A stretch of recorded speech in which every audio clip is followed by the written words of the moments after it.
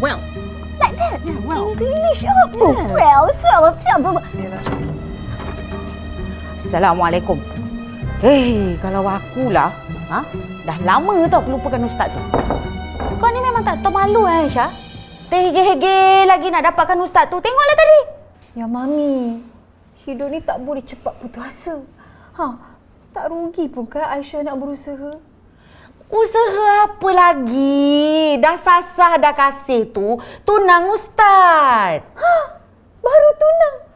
Belum kahwin lagi? Mana dah tahu kan? Memang ustaz tu jodoh Aisyah. Tak ada siapa yang boleh halang takdir Allah. Perempuan yang terhege-hege macam perigi mencari timba. Mana maruah kau ya Aisyah? Ya Mami, kan saya ada tina Khadijah tu meminta Rasulullah.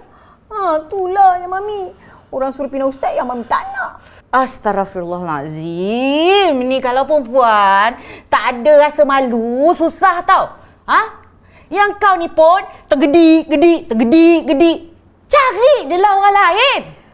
Ya Mami, Allah kan kabul doa hamba-Nya. Sekarang ni kita kena sabar je ya Mami. Menunggu doa kita dikabulkan. Tak semua doa yang dia kabulkan. Boleh kena sakit jantung cakap dengan kau ni lah. Mami ni aku semua langsung. Sabar.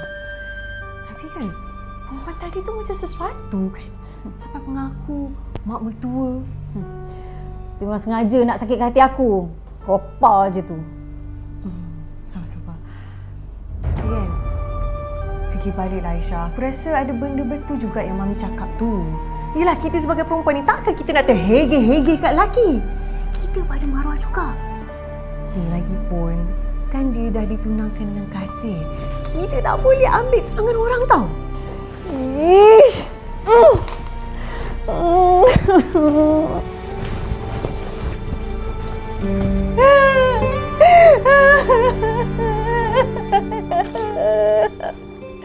Aku kena terima hakikat, Fatimah.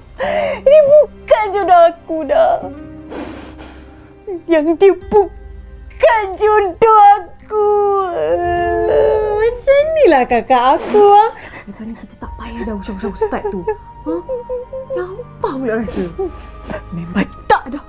Memang tak. Aku dah nekat.